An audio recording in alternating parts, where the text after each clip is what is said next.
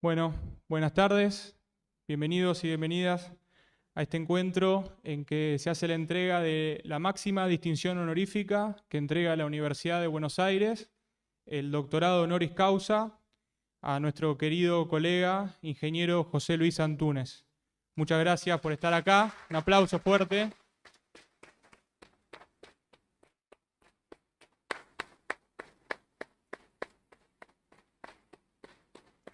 Y lo hacemos además en una fecha muy especial, que es el Día Nacional de la Energía Atómica.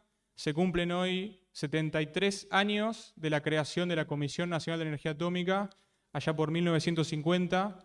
Qué linda ocasión también para recordar ese momento y reunirnos a celebrar juntos. Para dar comienzo al acto,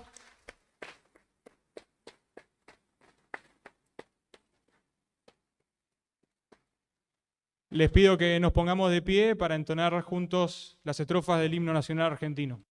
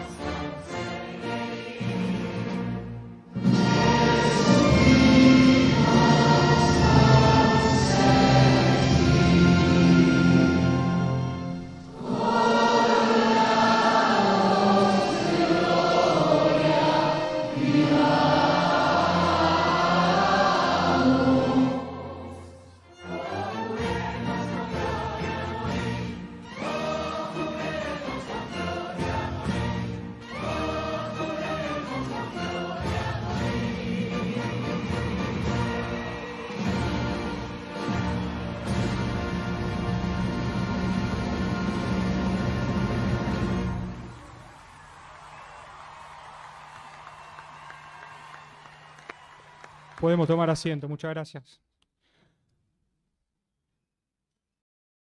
Especialmente también a nuestras autoridades hoy presentes que hicieron posible este encuentro. Vamos a hacer algunos comentarios más formales. Señalamos que la resolución del Consejo Superior de la UBA, que define las normas generales para el otorgamiento de distinciones, declaraciones y auspicios, dice en su artículo 1 que el título de doctor honoris causa de la distinción honorífica de más alta jerarquía que otorga la universidad a personalidades nacionales o extranjeras como reconocimiento a la excelencia y méritos sobresalientes, y que por iniciativa de nuestra Facultad de Ingeniería, que elevó la propuesta, el Consejo Superior de la UBA, tomando en cuenta los sobrados méritos del ingeniero Antúnez en el ejercicio de su profesión y su amplio reconocimiento nacional e internacional, aprobó en su sesión del día 26 de abril del presente año el otorgamiento de esta distinción a José Luis, lo que hoy nos congrega para compartirlo con él y para escuchar su clase magistral abierta en un tema de mucha actualidad, como es el papel de la energía nuclear en la transición energética. Y para quienes se encuentren con este video en las redes o en los medios y no conozcan por completo la trayectoria del ingeniero Antúnez, la voy a resumir a continuación. José Luis se graduó en 1967 con el título de Ingeniero Electromecánico, Orientación Mecánica de la FIUBA. Desarrolló su actividad profesional en el ámbito público y privado, tanto en el gerenciamiento profesional de empresas, como así también en la implementación de diversos proyectos de inversión vinculados a la energía dentro y fuera del país, destacándose en el desarrollo de la energía nuclear nacional, donde es ampliamente reconocido. Actualmente es el presidente del directorio de Nucleoeléctrica Argentina, Sociedad Anónima. También es distinguido por la comunidad internacional en su especialidad, en la que sobresale su labor como miembro fundador del Grupo de Viena del Organismo Internacional de Energía Atómica, compuesto por un grupo internacional de notables que representan a las principales empresas vinculadas a la generación nucleoeléctrica a nivel global, y asesora al directorio general de dicho organismo con el objetivo de promover a la energía nuclear como una herramienta para abordar el cambio climático y el desarrollo sostenible. Es miembro de las siguientes asociaciones profesionales: Consejo Profesional de Ingeniería Mecánica y Electricista, Centro Argentino de Ingenieros, Instituto Argentino del Petróleo y del Gas y Asociación Argentina de Tecnología Nuclear. También se desempeña como docente invitado en el posgrado en energía nuclear dictado en la FIUBA. Bueno, ahora sí, para iniciar las intervenciones de las autoridades, vamos a escuchar en primera instancia al señor decano de la Facultad de Ciencias Exactas y Naturales de esta universidad, doctor Guillermo Durán, que hizo posible que estemos hoy acá y le agradecemos mucho realmente. Bienvenido, gracias.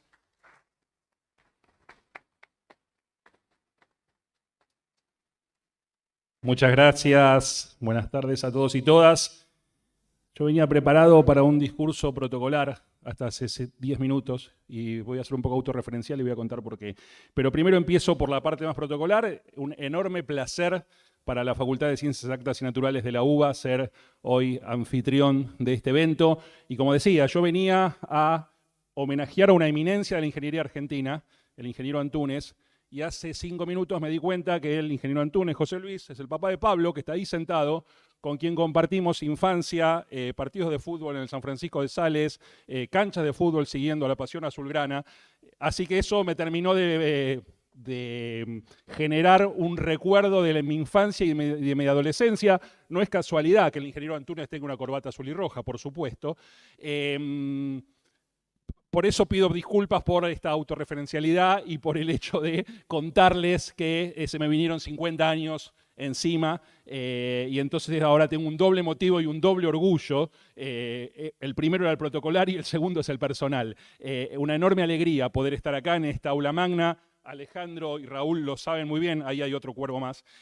Alejandro y Raúl lo saben muy bien que a mí me tocó asumir en agosto del año pasado, ellos ya llevaban 4 años y una de las primeras cosas que dije fue: no puede ser que estas dos facultades, que son hermanas, amigas, colegas, no tengan una relación mucho más estrecha que la que tenían en ese momento. Y creo que en eso estamos trabajando en conjunto porque no hace falta explicarlo, me parece, ¿no? Digo, la Facultad de Ciencias Exactas y Naturales de la UBA y la Facultad de Ingeniería de la UBA tienen millones de temas comunes en los que tenemos que trabajar en conjunto por el bien de la ingeniería, de las ciencias exactas, de la Universidad de Buenos Aires y del desarrollo del país. Entonces, nada, en ese camino estamos y por eso cuando Alejandro me planteó la posibilidad de hacer este acto acá, lo primero que dije fue, por supuesto que sí, eso va en esa línea, camina en ese sentido y eso es lo que me pone muy feliz en nombre mío y en nombre de la facultad. Está por ahí presente Valeria Levy, la vicedecana, con quien compartimos esta visión de conjunto de que la Universidad de Buenos Aires es un todo, que no puede ser una federación de 13 facultades nada más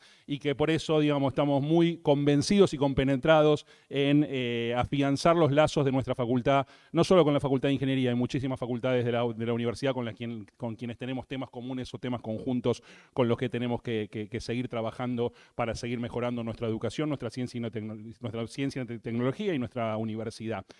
Dicho todo esto, de vuelta, un enorme honor y orgullo tenerlo a José Luis ahí. Recién lo traté de usted y me retó. Así que nada, gracias José Luis por estar acá. Felicitaciones por toda tu trayectoria, por toda tu tarea. Digo, Atucha 2 probablemente sea el sumum, sea lo más importante, pero hay una historia y trayectoria, como decíamos recién, de casi 60 años, 55 años trabajando por la ingeniería argentina y trabajando por el país, que hace que este premio sea súper justo. Digo, esta es la distinción más importante que da la Universidad de Buenos Aires y a gente como José Luis es a quien tenemos que reconocer y homenajear. Así que nada, un enorme placer y felicitaciones, José Luis.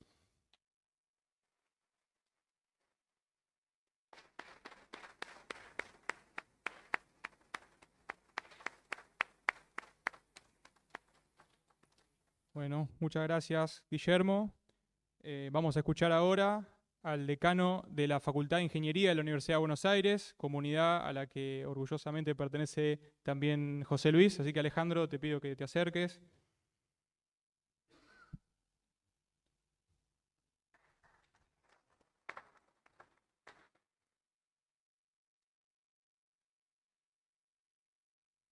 Señor Secretario General de la Universidad, Juan Alfonsín, quien está aquí presente en nombre del rector de la universidad, el doctor Ricardo Helpi, que hoy no pudo estar aquí porque tuvo otro compromiso, Guillermo Durán, decano de esta facultad, al vicedecano de la Facultad de Ingeniería, Raúl Bertero, al presidente del COPIME, a Fernando Giuliano, autoridades de la CONEA, de la Autoridad Regulatoria Nuclear, de Nucleoeléctrica Argentina, obviamente, de entes, de empresas y de organismos del sector nuclear, profesores, docentes, graduados, estudiantes, amigos y amigas.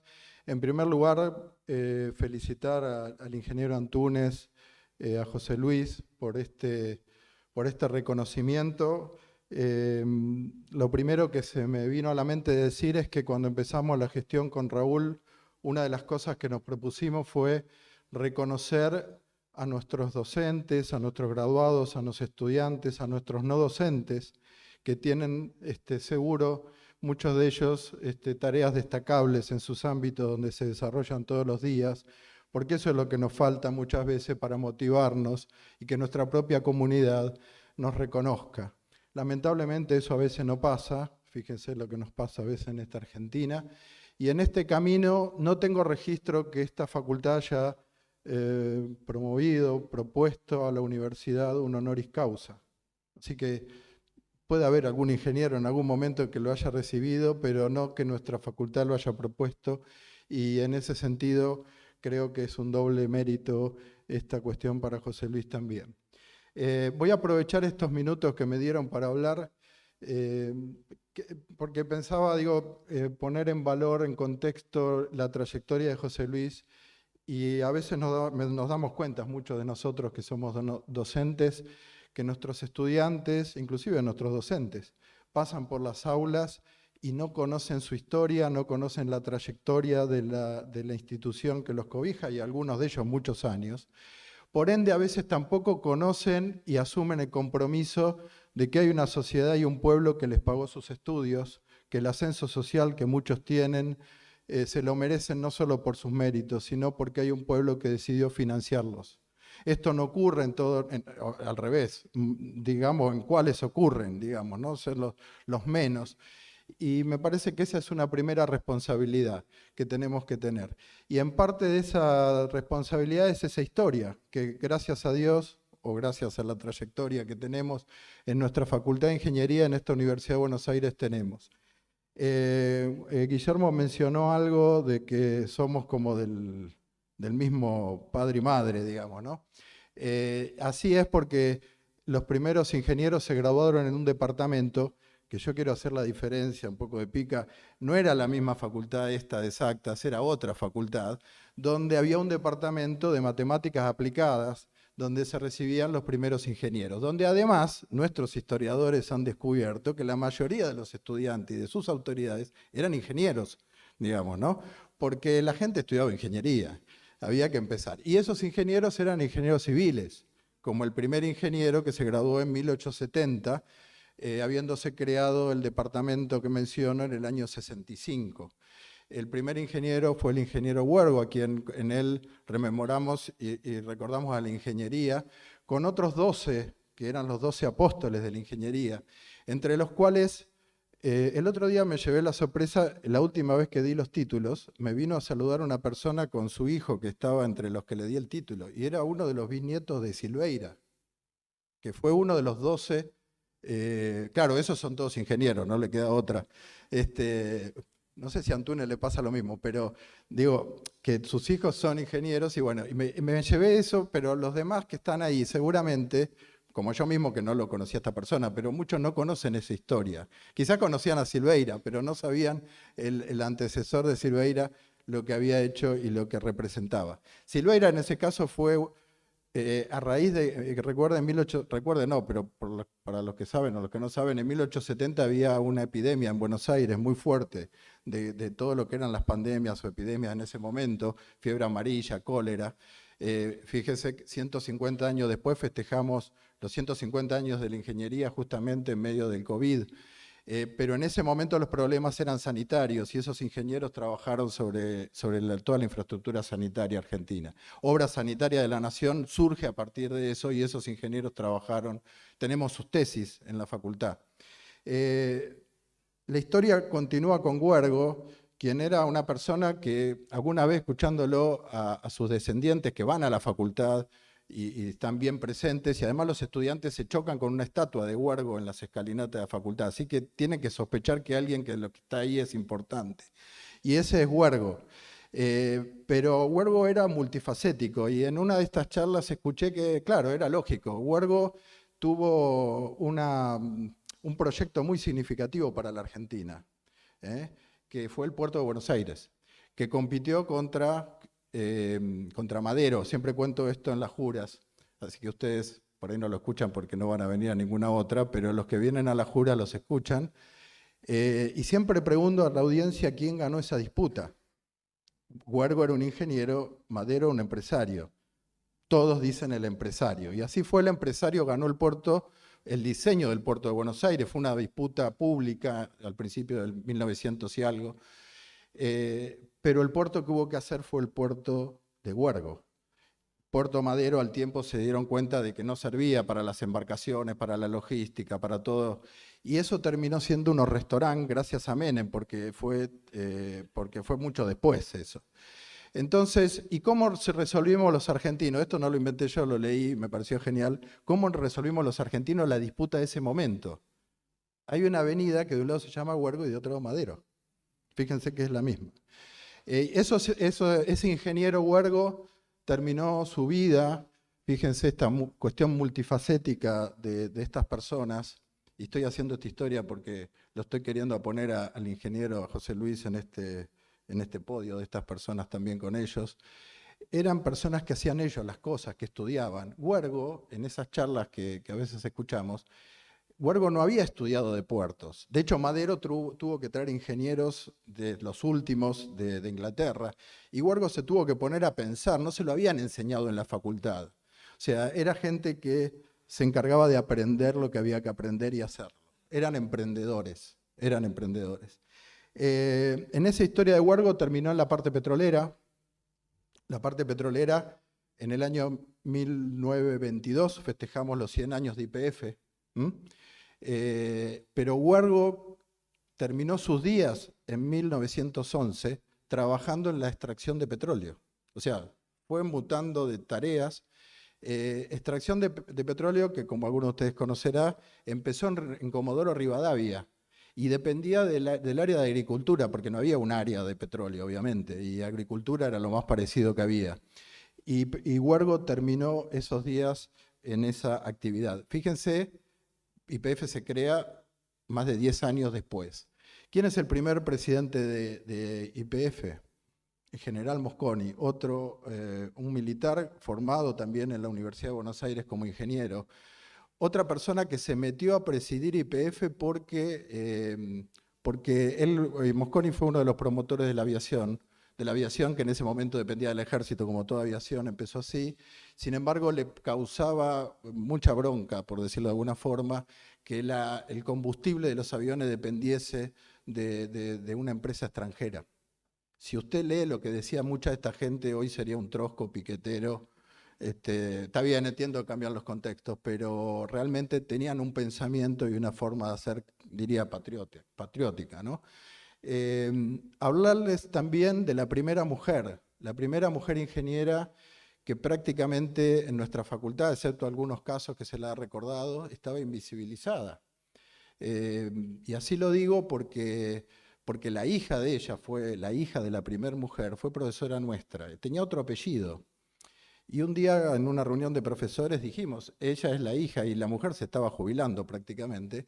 Y algunos decían, pero ¿cómo? ¿Eras vos la primera mujer? Y dice, no, yo no lo decía porque no quería sacar chapa, ¿no? Fíjense la forma de ver las cosas. La primera mujer ingeniera se llamó Elisa Bachofen, una mujer que se recibió de ingeniera en 1918, celebramos los 100 años hace unos años. Imagínense que si hoy en la ingeniería, en los ámbitos de ingeniería tenemos temas de género, donde tenemos pocas estudiantes, cada vez tenemos más, pero tenemos pocas, donde en los ámbitos laborales se las ha discriminado, pero todo empieza en la casa, porque es un proceso social, ya no es un tema de la ingeniería en sí mismo, empieza en las casas. Esta mujer, Elisa Bachofen, era una militante feminista en esa época, con Alicia Moró de Justo y otras, donde encaraban las cosas de la ingeniería siendo mujeres, un ejemplo. Y nosotros las pusimos sobre la mesa, porque es hacer justicia. Necesitamos tener faroles, nortes, como es Elisa, para muchas mujeres. Escribimos un libro, editamos un libro en la facultad con Audeva sobre las mujeres ingenieras, que lo presentamos ahora en la Feria del Libro, ¿no? Bueno, así van las cosas. La historia de la ingeniería tiene mucha gente destacada de nuestra facultad. La empresa de gas, el ingeniero Canesa, Raúl otra vez me lo recordaba. Y así hoy, por ejemplo, hace poco tiempo, hace unos años, una de las project leaders de nuestro satélite SAOCOM, tecnología y cuestiones de primer nivel que la Argentina ha desarrollado. Otro ejemplo de cómo gente como el INVAP trabajaron en principio en cuestiones nucleares, en un momento se dedicaron a la cuestión satelital, y así las cosas fueron gracias a mucha gente que se ha dedicado más allá de los gobiernos y de los políticos.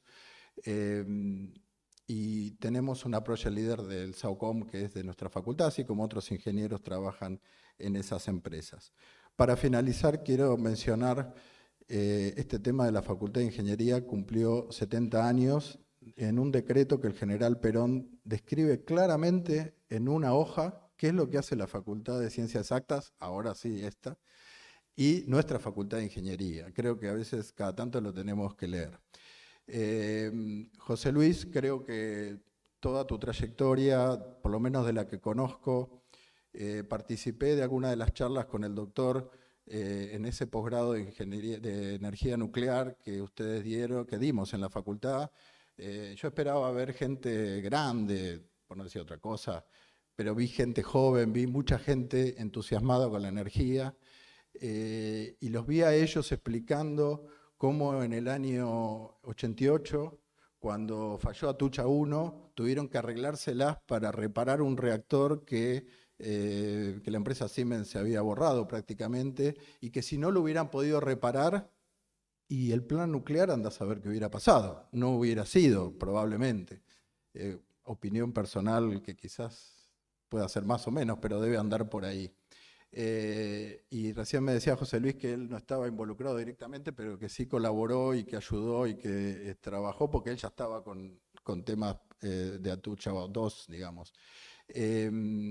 Así que bueno, nada, ese plan nuclear que seguramente, por lo que conozco de Atucha 2, tuviste que hacer algún refurbish de la electrónica y actualizar todo el diseño original, pero eso forma parte del desarrollo argentino. Nada más, felicitaciones José Luis, y la verdad es que nosotros como facultad ya hemos promovido tu honoris causa. Seguramente te debe llenar de orgullo a vos, a tu familia, a todos los que te conocen, pero nosotros además de eso pretendemos que vos seas un faro para nuestros estudiantes, para nuestras chicas, para nuestros chicos. Tenemos que tener más ingenieros e ingenieras y para ello trabajamos. Gracias.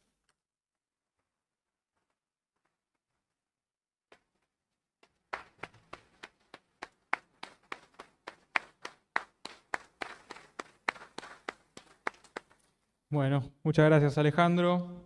Bueno, vamos a llamar ahora al presidente del Consejo Profesional de Ingeniería Mecánica y Electricista, el COPIME, que es el ingeniero Fernando Giuliano. Muchas gracias por estar presente hoy, Fernando. Consejo al cual está matriculado el ingeniero José Luis Antúnez. Y bueno, un placer también que pueda ser parte. Bienvenido.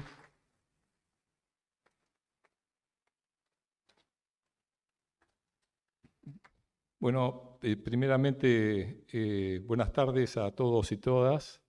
Un saludo a todas las autoridades presentes. Y yo vengo, en realidad, con un doble honor en este momento.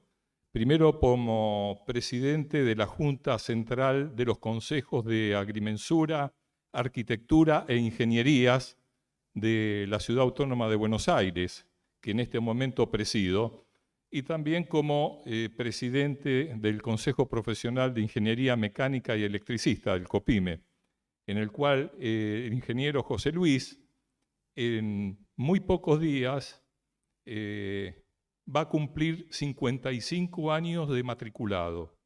55 años de matriculado. O sea que cuando él se recibió, de acuerdo a nuestros registros, a las pocas semanas se matriculó. Situación que no es común de verlo en nuestros profesionales. Entonces eso es un orgullo. Nuestro consejo hace 20 años lo nombró emérito al ingeniero. Siempre fue un compañero de la casa, apoyando con charlas. Hace 5 años le dimos el premio a la trayectoria profesional, a los 50 años de trayectoria profesional, y fue un orgullo para nuestro consejo. Y también indudablemente para nuestro país. Como justamente lo dijo el ingeniero Martínez, es uno de esos faros que marca la trayectoria que tienen que tener los profesionales en Argentina. Necesitamos más ingenieros. Y como comentario también, ya que comentó el ingeniero Huergo, el ingeniero Madero, también el primer ingeniero electricista fue Jorge Newbery. También esto para tenerlo en consideración, ¿no? No solamente tenemos nombre de calle, sino tenemos justamente gente que marcó un rumbo en nuestro país. Y también en una empresa pública, porque tenía la empresa pública de alumbrado público de la ciudad de Buenos Aires. Entonces yo venía con este doble honor de venir a representar a nuestro consejo, pero ahora tengo un tercer honor, que también soy cuervo. O sea, no me vine con la corbata roja y azul, pero también tuve, no sé decir la suerte, que mi abuelo a los 5 días de nacido me hizo socio de San Lorenzo. Así que muchas gracias por participar y nuevamente le voy a dar un abrazo muy grande y muy querido a nuestro querido ingeniero. Muchas gracias a todos.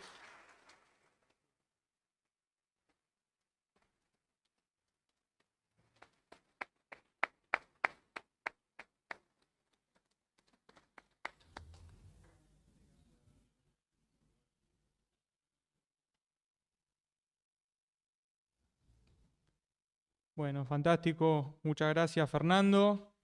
Vamos a llamar ahora al señor vicedecano de la Facultad de Ingeniería, nuestra Facultad de Ingeniería de la UBA, el doctor ingeniero Raúl Bertero, que es también el presidente del Centro de Estudios de la Actividad Regulatoria Energética de la UBA, el CEARE, con lo cual también su temática de desarrollo profesional conecta muy bien con la jornada de hoy.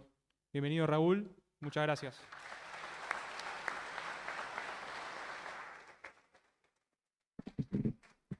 Bueno, buenas tardes a todos y todas.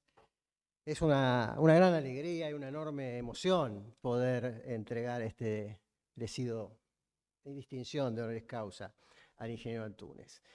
Y también voy a ser un poquito autorreferencial, como el decano, porque pocas veces uno tiene oportunidad de ver una hazaña. Ya que hablamos de San Lorenzo, digamos que recuerdo una hazaña en la cancha de River con 2 hombres menos en un partido, pero no voy a hablar de ese tipo de hazañas. Voy a hablar de las hazañas que hacen al país. Entonces, mi primer trabajo fue en ENACE, Empresa Nuclear de Centrales Energéticas. Y me acuerdo que me entrevistó el ingeniero Antonio Godoy, que debe estar por ahí mirando, ingeniero civil, pero no fui a trabajar al área de civil, fui a trabajar a Quality Assurance, a garantía de calidad. Y entonces, recién empezábamos, entonces yo revisaba ahí las cosas, qué sé yo, y después se para Tucha. Se para, entonces año tras año yo iba con mi checklist a ver cómo estaban cuidando las cosas de Atucha, cada vez con desánimo mayor, porque digo, esto no se va a hacer nunca, Atucha no se va a terminar nunca. Y yo me iba haciendo esa idea. Después llegaron, bueno, a ver, vamos a hacerlo, empezaron a negociar, le hablaron con los alemanes, era una empresa mixta, ENACE con los alemanes, y los alemanes, no, imposible, esto no se puede hacer, con eso ya no se puede hacer de vuelta así, no, imposible. Imposible es nothing, dice quién, Nike. Bueno,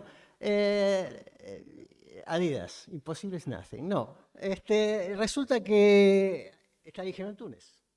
Y entonces el ingeniero Antúnez hizo Atucha 2, de vuelta, con lo que había quedado de las cosas que estaban 20 años, una hazaña.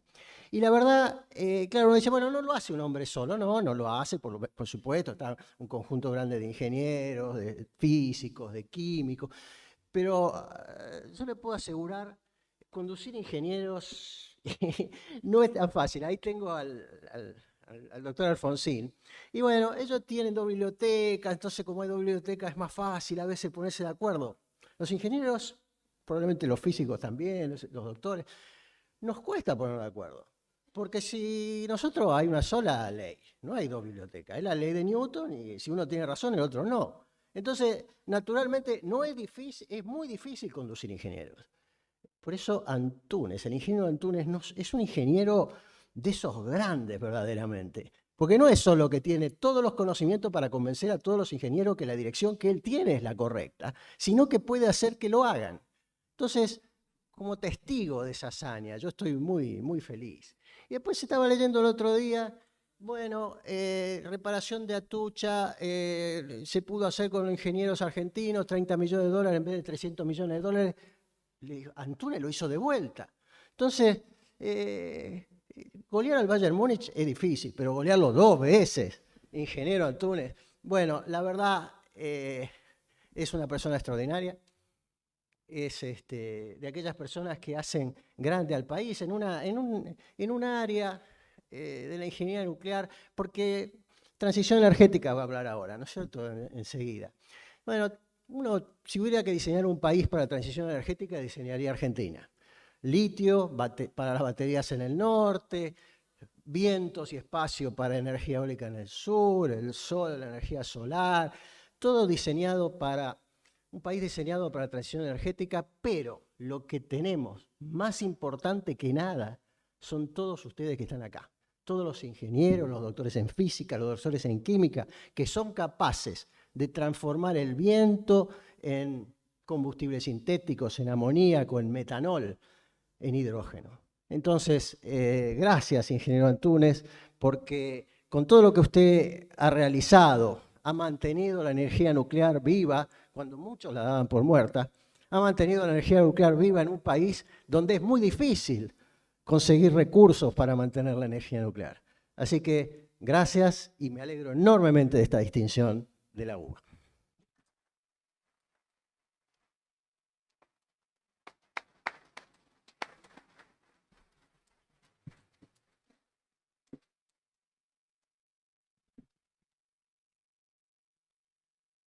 Bueno, muchas gracias, Raúl. Vamos a leer ahora algunos saludos que nos llegan, en particular de la Academia Nacional de Ingeniería. Una carta fechada en el día de ayer, dice: señor presidente de Nuclética Argentina, Sociedad Anónima, ingeniero José Luis Antúnez, tengo el agrado de dirigirme a usted con motivo del evento que tendrá lugar mañana en la Ciudad Universitaria, durante el cual será nombrado doctor honoris causa de la Universidad de Buenos Aires. Adhiero a este acontecimiento y le hago llegar mis sinceras felicitaciones por tan merecida distinción. Lamentablemente, por un compromiso personal, no me será posible acompañarlo durante el acto, por lo que le ruego que quiera disculpar mi ausencia, reiterándole mis sinceras felicitaciones. Saludo a usted cordialmente, ingeniero Manuel Solanet, presidente de la Academia Nacional de Ingeniería.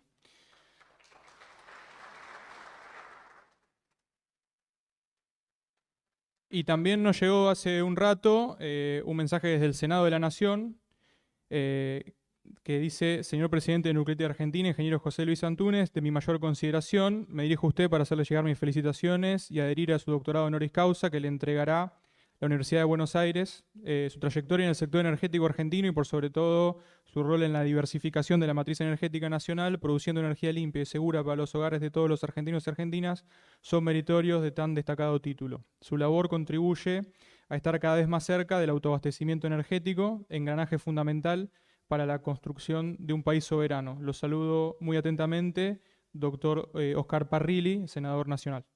Gracias.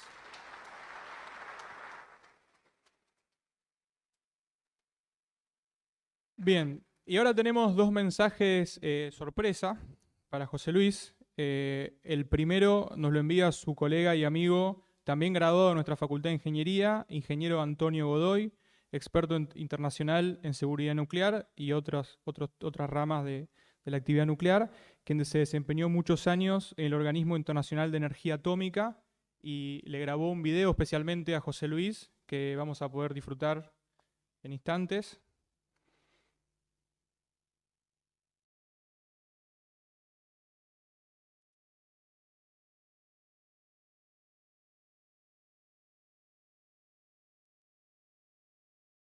Institución que nos ha formado a ambos como ingenieros unos años atrás.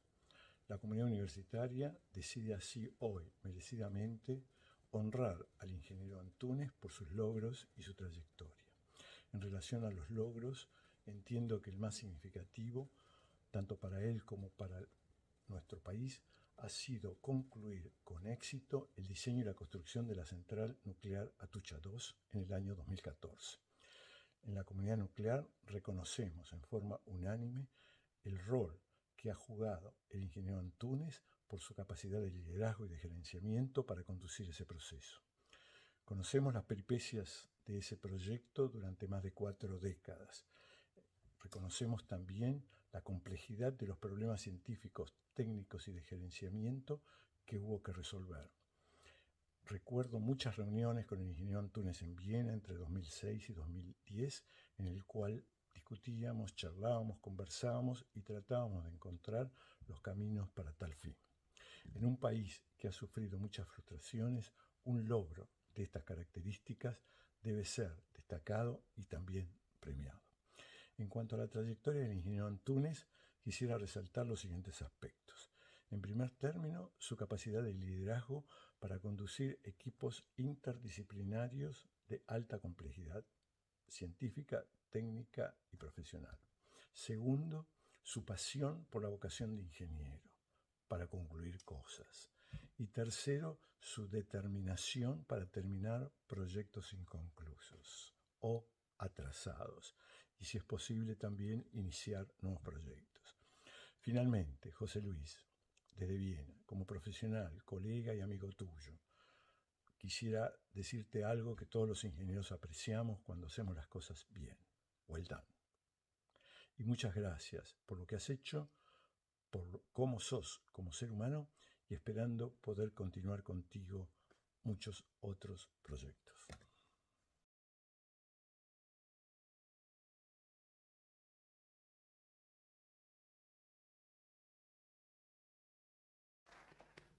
Bueno, y el segundo mensaje también es muy especial porque nos lo envía Rafael Grossi director general del Organismo Internacional de Energía Atómica y también doctor honoris causa de nuestra Universidad de Buenos Aires, y también él un orgullo para la Argentina.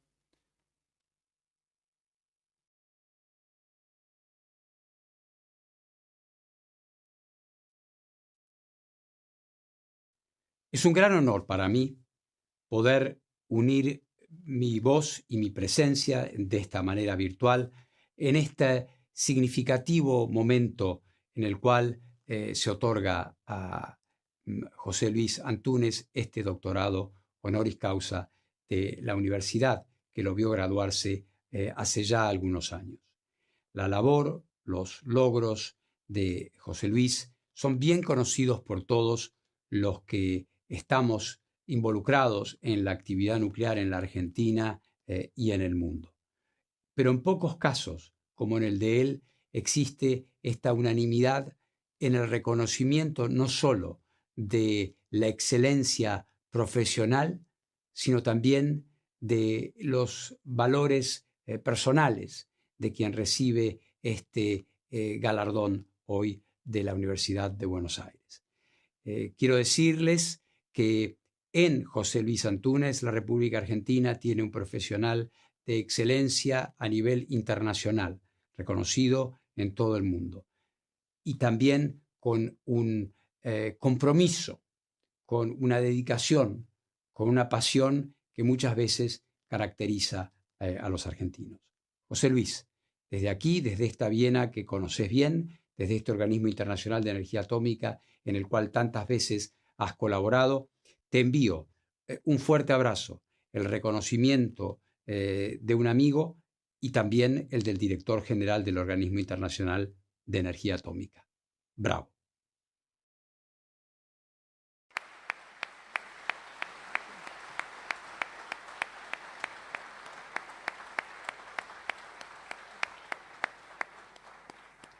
Bueno, fantástico el mensaje y bueno, nos vamos acercando al momento más especial de la jornada, para lo cual le pido primero al señor secretario general de la Universidad de Buenos Aires, Juan Alfonsín, que se acerque. También, por favor, que lo acompañe el decano de nuestra Facultad de Ingeniería de la UBA.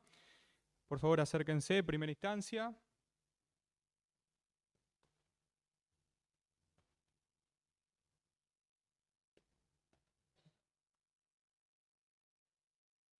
Y ahora sí, lo llamo al ingeniero José Luis Antúnez para recibir el máximo reconocimiento honorífico que brinda nuestra Universidad de Buenos Aires, que es el doctorado honoris causa. Les pido un aplauso muy fuerte. Muchas felicitaciones. Muy merecido premio. Estamos muy contentos de poder celebrar este momento con vos, con toda la gente que te aprecia, por todo lo que hiciste por la Argentina, por mantener vivo la actividad nuclear en nuestro país y que hoy es una realidad pujante. Sos un ejemplo para todos nosotros.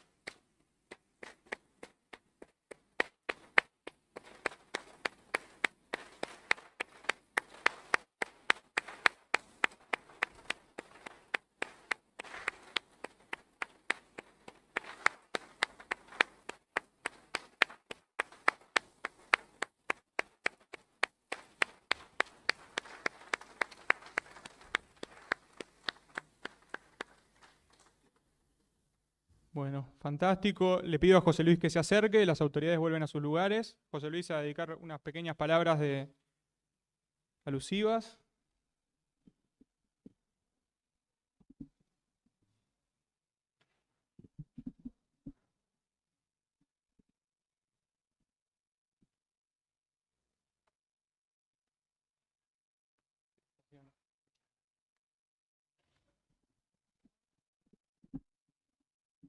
Buenas tardes.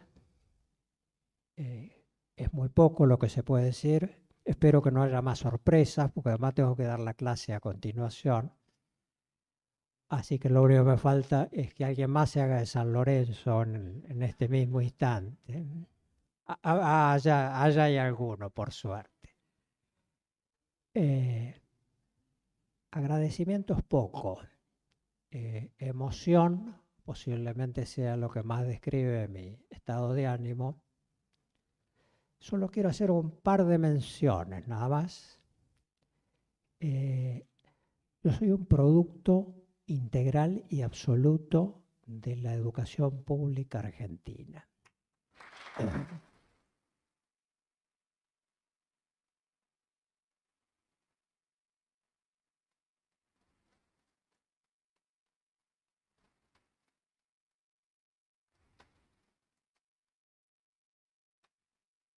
Hijo de docentes de la educación pública y formado en el ciclo primario, secundario y terciario por la República Argentina. Nunca estudié en otro lado.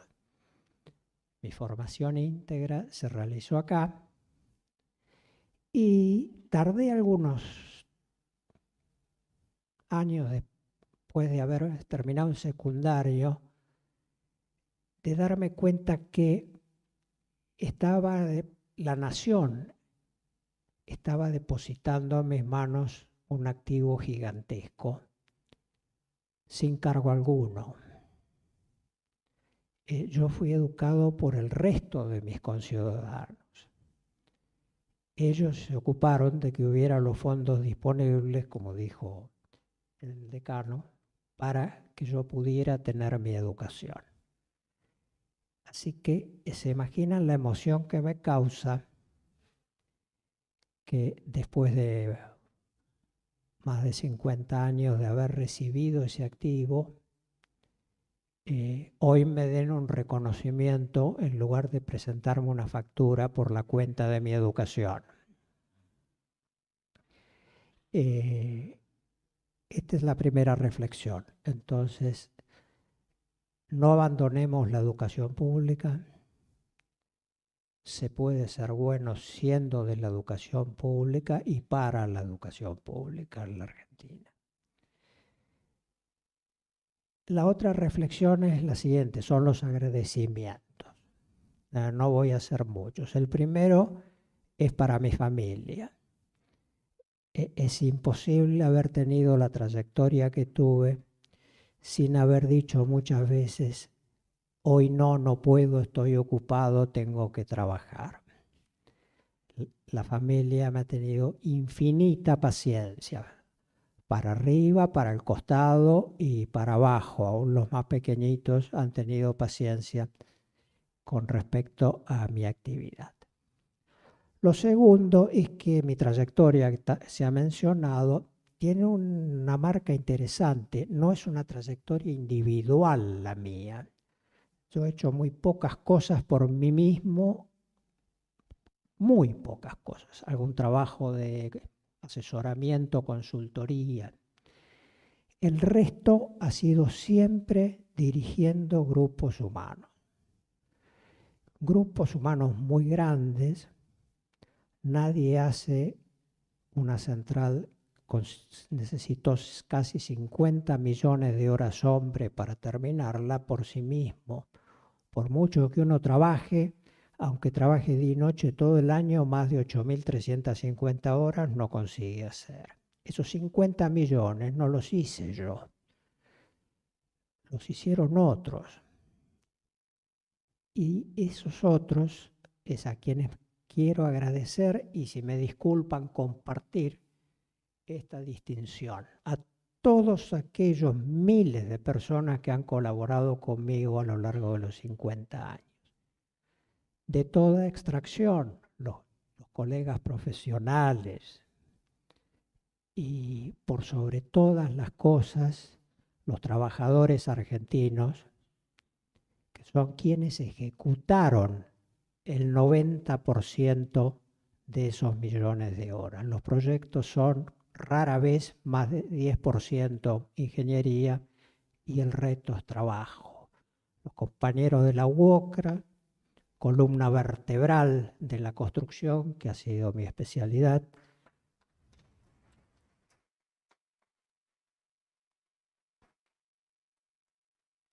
Su anexo respecto a los sobrestantes y supervisores, CARA, y después aquellos sindicatos de trabajadores de las empresas donde he trabajado, particularmente es el caso de FATLIF, en Nucleoeléctrica Argentina y en todas las empresas energéticas en las que trabajé.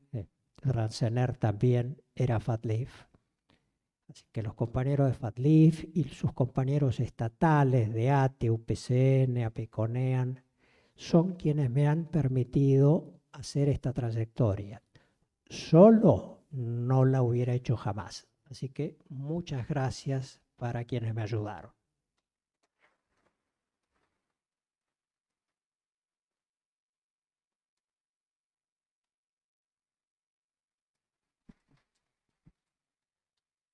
Muchísimas gracias, José Luis. Felicitaciones nuevamente. Bueno, vamos a hacer 3 segmentos de fotos. En particular, la primera va a ser con la familia de José Luis, a la que le pedimos que se suba al escenario, por favor. Vamos a hacer una foto con él, acompañándolo. Después una con autoridades y después una que creo que les va a gustar con todo el público presente, que nos reímos con los compañeros de NASA hoy diseñando ese momento. No es una selfie, pero no está muy lejos y van a salir todos. Por ahí les pido que se acerquen un poco más. La familia, por favor, le pido que suba al escenario.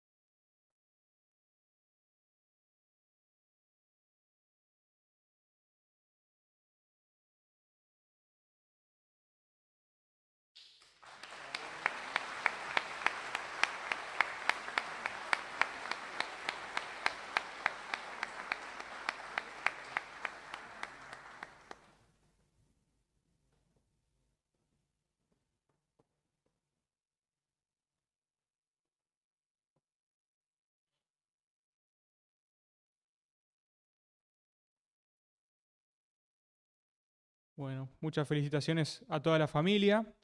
Y ahora le pido a las autoridades que están ubicadas en la primera fila que suban también, por favor. En autoridad de NARSA, me decían también, creo que está presente, te pido que también suba.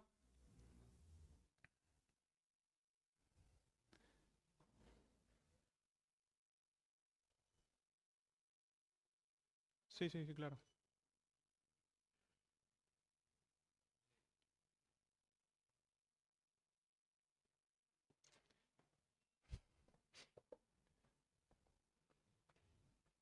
Me voy a sumar, si me disculpan, como autoridad de la FIUBA también, permiso.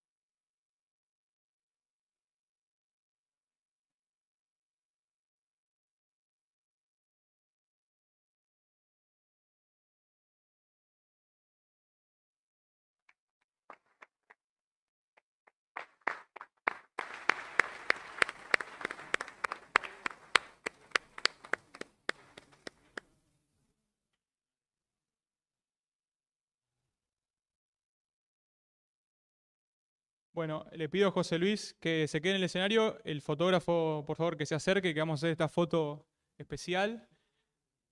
Se va a sacar enfocando hacia el público, con lo cual los que están en los extremos, si quieran salir en esta foto, se pueden acercar más hacia el medio. El fotógrafo nos va a indicar cuánto. No, ya está, no te- Claro, ahí va. Y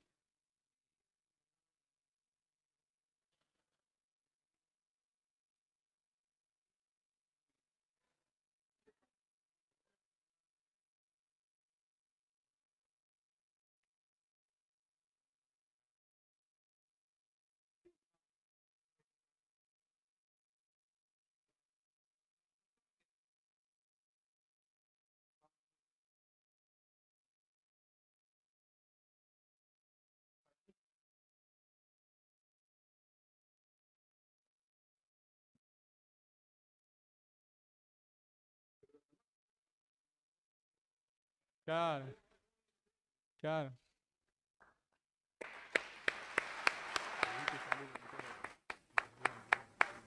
Ah, claro, claro. Y bueno, ahí con el aplauso.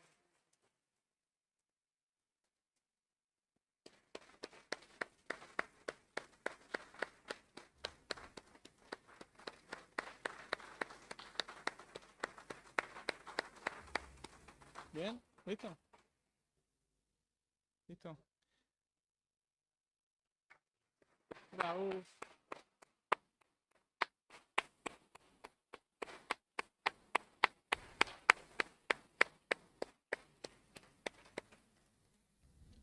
Bueno, fantástico. Bueno, y le voy a ir pidiendo ahora al ingeniero Facundo Fraguas, que es el director del posgrado en energía nuclear de la FIUBA y también es miembro de Nucleóptica Argentina Sociedad Anónima, que se vaya acercando porque vamos a presentar lo que va a ser la clase magistral abierta del ingeniero José Luis Antúnez. Algunas autoridades se van a tener que retirar. Si quieren saludar a José Luis antes de retirarse es el momento adecuado. Mientras vamos también a colocar los banners del posgrado, va a ser una charla de primer nivel, como es obvio por la figura que la va a presentar, y también un tema de muchísima actualidad como es la transición energética y el rol de la energía nuclear en ella, que es central. Mientras abraza al decano de Exactas.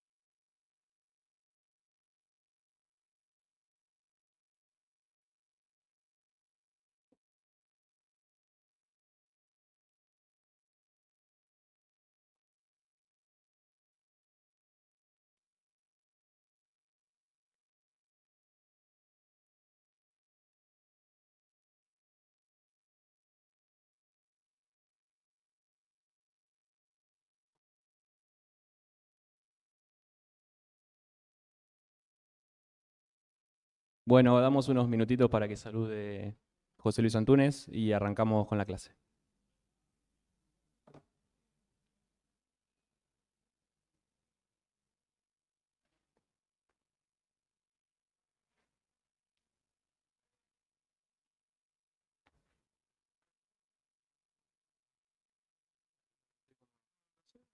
Voy a seguir vos y cuando termine la clase magistral yo vuelvo.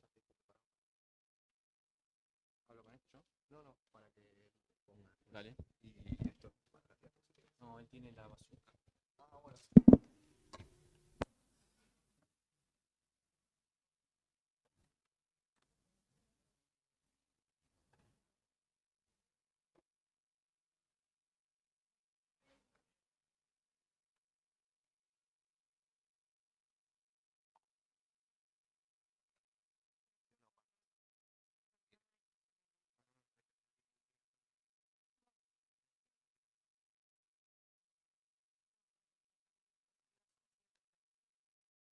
Esa es la presentación. Y para pasar la diapositiva para adelante y para atrás. Está prendido. Y bueno, ya le tengo que dar las tres cosas.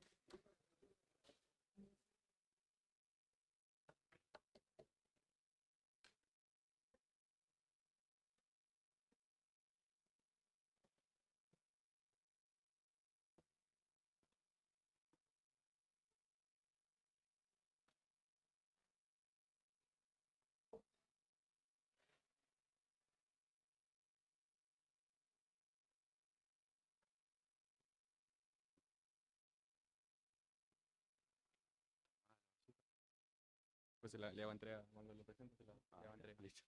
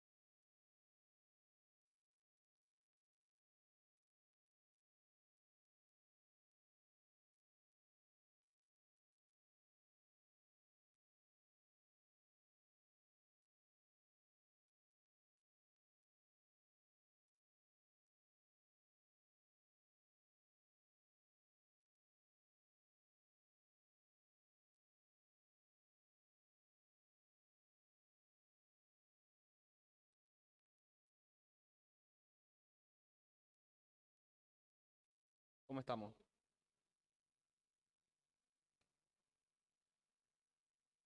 Lo presento primero.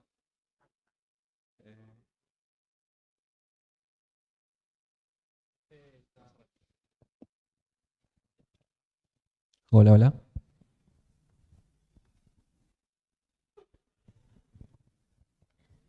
Bueno, estamos para continuar.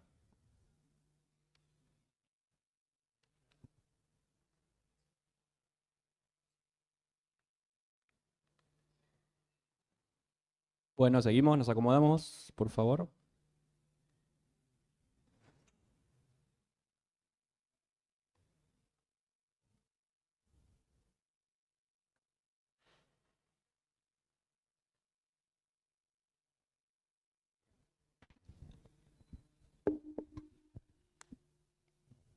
Bueno, arrancamos.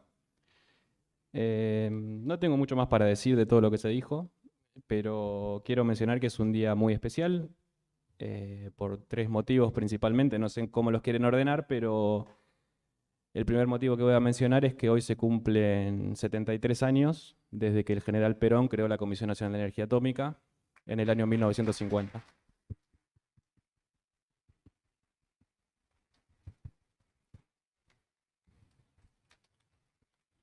Espero que aplaudan así por los otros 2 que tengo para decir. El segundo, obviamente, el nombramiento de José Luis Antúnez como doctor honoris causa de la casa.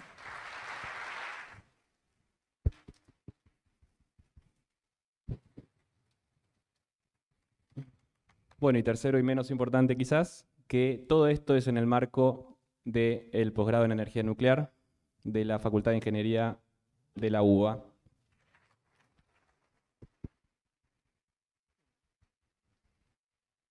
Tenía que pasar el chivo y de paso decimos que bueno, este posgrado, esta es la segunda edición del posgrado, así que arrancamos bien. Lamentablemente para los alumnos me nombraron a mí como director, así que hacemos lo que podemos.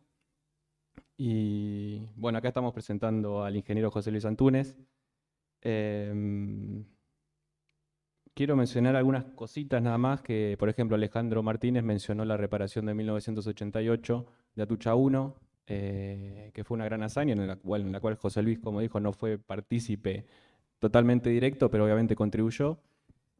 Como dijo Raúl, que nos conocemos del CEARE, dijo que le metió 2 goles al Bayern Múnich, luego de la puesta en marcha de Atucha 2.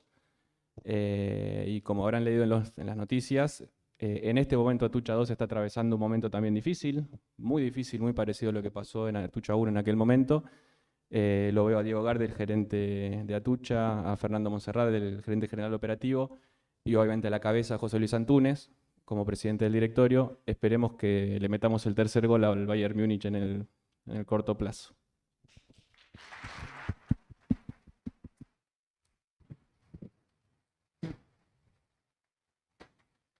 Bueno, dado que hay mucha gente, cuando José Luis finalice la presentación seguramente haya preguntas.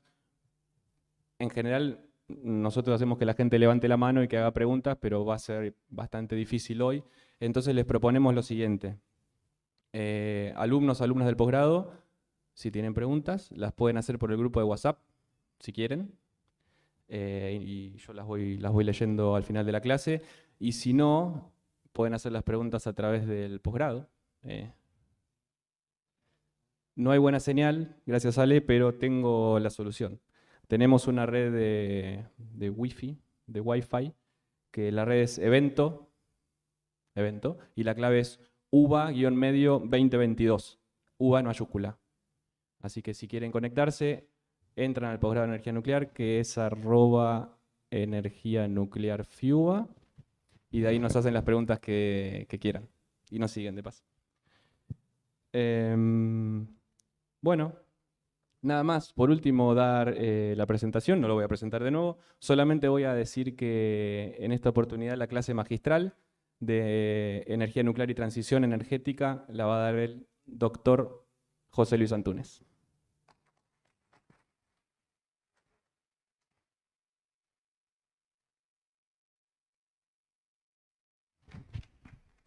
Bueno, voy a ver si consigo que José Luis dé la clase. quedó agotado con tantas sorpresas y honores. Adelante, Facundo. Bueno, el tema necesita poca introducción, pero quisiera conducirlos por el siguiente camino razonamiento que es el mío. Si se está hablando de descarbonizar la atmósfera es porque alguien la carbonizó antes. Y este es el primer paso que quisiera dar, los orígenes de este extraño fenómeno que estamos observando. ¿Qué es la atmósfera? Bueno, ¿qué es la Tierra? Ya sabemos, una pelota de 12.000 kilómetros de diámetro que se formó hace unos 4.000 millones de años. Y bueno, con el curso de tanto tiempo ha adquirido alrededor un velo bastante tenue de atmósfera, pero bueno, importante, que es donde se desenvuelve lo que conocemos como la vida. La biosfera está en los primeros 10, 20, 40 kilómetros de esta atmósfera. Ahí es donde está pasando todo y donde está pasando el tema de la carbonización también. Esa atmósfera, adelante Facundo, tiene una composición que ha ido variando con los tiempos. Si la miramos hace 1.000.000 de años era distinta, no era exactamente esta. Pero bueno, más o menos en la época contemporánea es 78% de nitrógeno, 21% de oxígeno, casi el 1% de argón y la otro 0,04% es dióxido de carbono, es el que tiene mayor proporción, y otra cantidad de gases que varían. Esta es la proporción de la atmósfera seca. Cuando la atmósfera está húmeda hay que añadir el contenido de agua. Bueno, muy bien. Adelante. Es 0 y algo de dióxido de carbono se mantuvo constante durante muchísimo tiempo, durante millones de años. Y lo mantuvo, habiendo vida, se lo mantuvo bastante equilibrado, y la forma en que la naturaleza encontró para mantener equilibrado el tenor de dióxido de carbono en la atmósfera es creó una máquina extremadamente sencilla, propulsada por energía solar además, y autocontrolada, que es la vegetación. La vegetación es lo que mantuvo durante tanto tiempo el sistema de dióxido de carbono en la proporción que tenía. Adelante, ¿cómo lo consigue esto? Por el milagro de la fotosíntesis. La fotosíntesis hace que la planta capture el dióxido de carbono atmosférico, separe el carbono, lo use para producir moléculas, originalmente glucosa, no lo voy a aburrir con toda la transformación, pero que termina siendo lo que hace crecer a la planta. Es decir, la madera nace de esa transformación y el oxígeno lo libera a la atmósfera. Y encima esta máquina, que además de trabajar gratis, sola, reproducirse por su cuenta, se controla a sí misma en una manera muy fácil, controla su propia tasa de crecimiento, sube el tenor de dióxido en la atmósfera, en el mismo periodo produce más carbono, crea más madera, la planta crece. Pasa al revés, produce menos y se mantiene equilibrado. Bueno, y eso lo consiguió durante mucho tiempo. Alguna vez hay algún rastro que se le escapó el control, pero bueno, no es posible sancionar a una máquina que funcionó tantos millones de años porque una vez se le escapó el punto de control. Y seguirá funcionando en la medida en que la mantengamos. Sí. Bueno, hasta ahí va bien. La cosa, el ciclo natural vinieron desde los dinosaurios hasta todo lo que se le ocurra, los trilobites en el océano. Bueno, y finalmente aparecimos nosotros, los homínidos, y ahí es donde, para variar, la cosa se complicó. Donde aparece el hombre, las cosas se complican. Los homínidos descubrieron muchos usos muy útiles a los compuestos de carbono, la madera esencialmente. Aprendieron a hacer fuego, aprendieron a cocinar, aprendieron inclusive a hacer procesos artesanales de forja, todo mediante combustión. Se dedicaron a quemar los restos de esa vegetación. Bueno, mientras fue algo artesanal, hasta el 1700, 1600, no hay signos de que se haya alterado para nada la atmósfera. Pero a partir de la primera revolución industrial, la cosa que se complicó mucho, y a partir de la segunda mitad del siglo pasado, se complicó en forma desesperante. Encima se notó que la temperatura media de la atmósfera venía subiendo. Adelante. Ese efecto de que el tenor mayor de carbono en la atmósfera aumenta la temperatura del planeta, era conocido desde mediados del siglo XIX, no era un fenómeno, pero fuera de ser una curiosidad físico-química, nadie le daba demasiada importancia realmente. Lo que ocurre es que ahora hay un serio movimiento en el sentido de que el aumento del tenor de carbono y el consiguiente aumento de la temperatura media de la superficie de la Tierra es lo que está causando el cambio climático que estamos viviendo. Adelante. Les traje una curiosidad. Esto lo descubrieron simultáneamente dos físicos, uno en Irlanda y la otra en Estados Unidos. Cosa curiosa, llegaron más o menos al mismo tiempo a la misma conclusión. El tenor de carbono en la mezcla del aire es lo que condiciona el efecto invernadero, es decir, la capacidad de retener adentro lo infrarrojo. Así que la doctora Newton, con muchísimo mérito, aparte de su ilustre apellido, era un descendiente lejanísimo de don Isaac, pero además era física autodidacta, miembro de la Academia de Ciencias de los Estados Unidos y mujer. Una combinación que en 1862 no debía ser muy frecuente. Y el otro, un gran físico irlandés. Bien, adelante. Adelante, Facundo. Sí, estamos con problemas técnicos. Bueno, y llegó la revolución industrial. Vamos a ver qué fue esto. La revolución industrial fue la primera transición energética. Cuando el mundo cambia de la leña como combustible principal al carbón mineral, que tenía muchísima mayor energía por unidad de masa y permitió la industrialización, mejoró notoriamente el transporte naval, ya fue el comienzo de la desaparición de la vela y el ferroviario ni hablar. Y además hasta se vendía alumbrado y energía térmica por redes de gas de carbón. Todo esto a costa de un gran aumento en la producción de dióxido de carbono. Adelante. La segunda parte de la revolución industrial ya nos trae a la era actual, que es la que marcó la transición del carbón mineral al petróleo y el gas, permitió la aparición del motor de combustión interna y nuestros amigos, los productores de energía eléctrica por red, que somos nosotros mismos, aparecen en 1882, casi ayer aparecimos.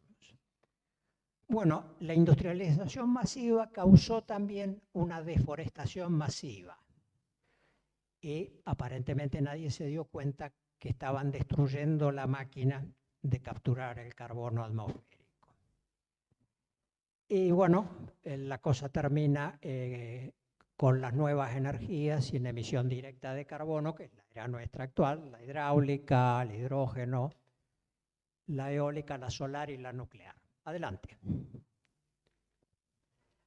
Bueno, ¿qué hicimos a través de las dos revoluciones industriales? Y emprendimos un proyecto complejo. Aumentamos la emisión de carbono, sacamos la máquina natural de su rango de capacidad y encima de su rango control, Y por si fuera poco, la deforestación masiva disminuyó la potencia de la máquina de capturar carbono. Resultado que si el proyecto hubiera sido tener gran éxito en carbonizar la atmósfera, ciertamente lo tuvimos. No creo que nadie lo haya emprendido deliberadamente, pero esta fue la conclusión. Adelante. Esta es la evolución de la presencia de dióxido en la atmósfera desde antes de la revolución industrial, que era del orden de 280 partes por millón, y su evolución claramente a través de la revolución industrial y después de la Segunda Guerra, es decir, en la segunda mitad del siglo pasado. Hoy estamos con 421 partes por millón de concentración en la atmósfera y la temperatura media de la superficie terrestre ha aumentado casi 1,2 grados Celsius. Y mientras tanto, toda clase de catástrofes naturales fueron apareciendo. No todo el mundo está de acuerdo que la concentración de carbono es la responsable, pero en fin, el consenso científico es que sí. Adelante. Bueno, los que estudiamos en la segunda mitad del siglo pasado, conocíamos los peligros de la combustión, sí, pero conocíamos otros peligros de la combustión. ¿Qué es lo que conocíamos? La emisión a la atmósfera de compuestos tóxicos como el monóxido de carbono, eso fue uno de los primeros que se descubrió, y además, según qué carbón y que quemara uno, los compuestos de fósforo, azufre, metales pesados, el hollín. Esta es una foto coloreada de Manchester en los primeros años del siglo pasado. Chimeneas emitiendo azufre claramente, hollín, y bueno, eso estaba perfectamente identificado, estaba controlado y además se sabía cómo controlarlo. Sabemos perfectamente cómo eliminar el hollín, cómo eliminar los compuestos de azufre. Así que lo que nos enseñaron nuestros profesores es que si la chimenea de una fábrica o de una usina emitía únicamente dióxido de carbono y vapor de agua, era una chimenea 10 puntos. Premio Pulitzer, esto está perfecto, y gran premio para el jefe de la central. Bueno, lamentablemente esto no era correcto. ¿Qué es lo que no era correcto? Adelante. Que el dióxido de carbono, una cosa que parece lo más inocente e inofensiva del mundo, vamos a ver, es lo que hace crecer las plantas. Y además uno lo come sin ninguna consecuencia. Cuando tomamos una gaseosa o un vaso de soda, estamos comiendo dióxido de carbono y no nos pasa nada. Lo que pasa con el dióxido de carbono es que causaba un efecto físico, no visible a simple vista ni palpable por el ser humano, que es lo que estaba causando la tragedia del cambio climático. Bueno, esto ya a fines del siglo pasado ya se comenzó a dar cuenta. En los años 80 ya comenzó a darse cuenta la humanidad de esto. Y el tema es que mientras que la chimenea uno sabe dónde la tiene y la puede controlar y la puede cerrar y la puede clausurar, lo que emitió a la atmósfera no vuelve más. La atmósfera no tiene fronteras. Además de no tener fronteras, tiene excelentes mezcladores, que son las corrientes de chorro y las tormentas. Así que lo que uno contamine en Chivilcoy podría aparecer en Tahití dentro de 25 días. Con lo cual nos encontramos frente a un fenómeno que o lo controla la humanidad en su conjunto o no sabemos qué va a pasar. No se puede controlar dentro de las fronteras de cada país y decir yo estoy limpio y a mí no me toca el carbono de al lado. No es cierto, te va a tocar. Bien, así que, volviendo a la chimenea de Manchester, atrapamos todos los otros delincuentes, pero se nos escapó Jack el Destripador. Se nos escapó el dióxido de carbono. Muy bien. Hablamos ahora de descarbonización. Vamos a tratar de definir primero que lo que estamos hablando hoy es de emitir menos carbono, inclusive emitir 0 carbono. Descarbonizar es otra cosa. Descarbonizar es volver a traer el dióxido en exceso que está en la atmósfera. Y por ahora les comunico, con gran pesar para los mecánicos, que no hay otra máquina más que el árbol por el momento y la vegetación. Alguien ha inventado el árbol mecánico, pero no es otra cosa que una planta química que chupa el dióxido y lo transforma. El árbol lo hace gratis y sin que nadie lo controle. Así que es esencial, primero, que deje de crecer la emisión del dióxido. Luego hay que disminuirla y hay que ver qué se puede hacer para que la recaptura natural vuelva a mantener el equilibrio, para lo cual la solución más lógica es volver a forestar lo que deforestamos. Por ahora no hay otro método. Adelante. Así que estamos en plena transición energética. Es una especie de transformación filosófica, es la que sigue a la del petróleo y el gas. Esto es cambiar a otras formas de energía, el petróleo, el gas y el carbón, que no tengan la característica de emitir dióxido. Lo bueno es que esta transición es la primera vez que responde a la necesidad de proteger nuestra vida, digamos, en el planeta. Porque las otras fueron o por conveniencia o por mejora económica. Esta es a ver si salvamos el pellejo, aparentemente. Adelante. Bueno, hace rato que se habla de esto. Ya en 1992 las Naciones Unidas hicieron la primera convención sobre el cambio climático. Es decir, del 92 acá han transcurrido 31 años. En el 95 hicieron la primera conferencia de las partes y en el 97 adoptaron en Kioto un protocolo que propiciaba medidas más enérgicas y jurídicamente vinculantes, que entró en vigencia recién en el 2005 y que realmente ha sido enterrado a carcajadas. Era el concepto de que el que emite tiene que ir a comprarle bonos verdes al que foresta. Bueno, los que emiten siguieron emitiendo y los bonos verdes no figuran en las pizarras de Wall Street, claramente. Así que ese método no anduvo. Adelante. Bueno, ¿qué hacemos los eléctricos metidos en esto? Uno puede decir, bueno, que nosotros generamos electricidad. Sí. Los eléctricos generamos 1/3 de la emisión total de la humanidad a la atmósfera. Es decir, somos, junto con los benditos autitos y aviones, estamos en primera fila en la lista de los contaminadores con dióxido de carbono. Adelante. ¿Cómo vino la industria de generación eléctrica? Porque,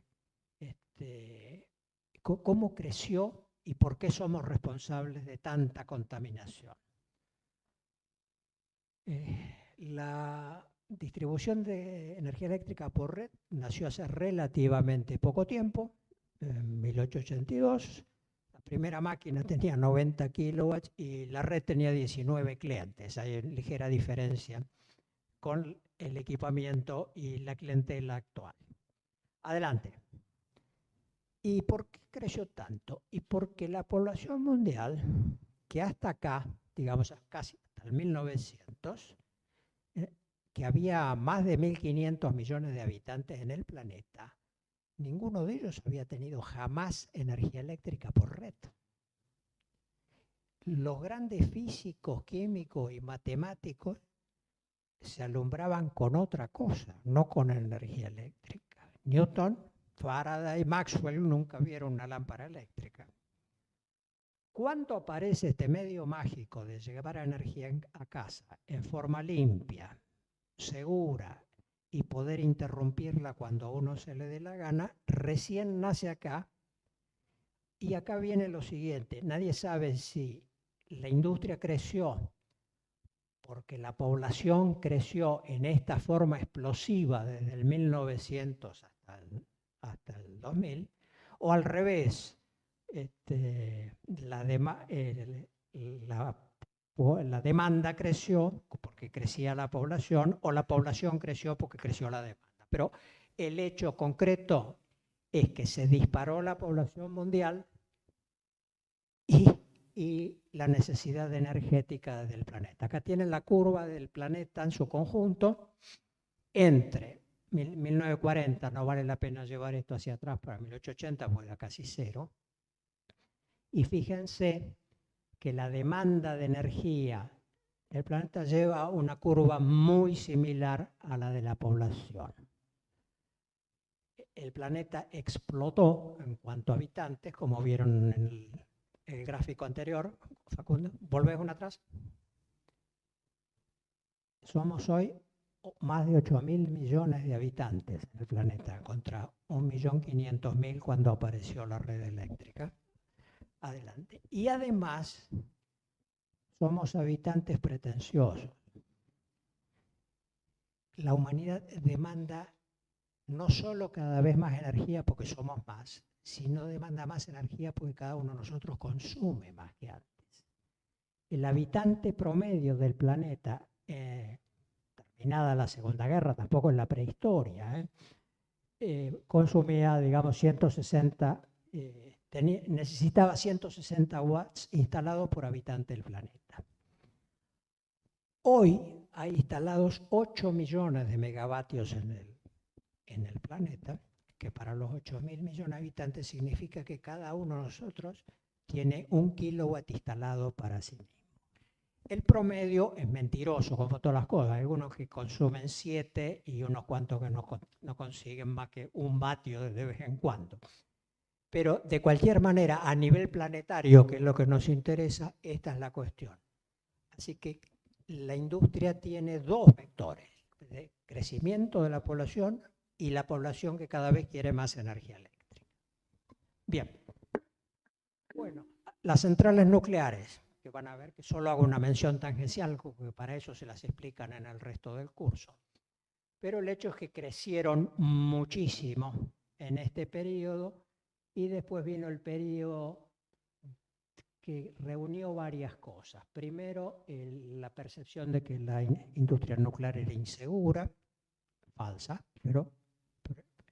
y por otra parte el advenimiento de generadores eléctricos muy económicos, capaces de producir en forma masiva, que son los ciclos combinados alimentados por gas, que tienen un excelente rendimiento.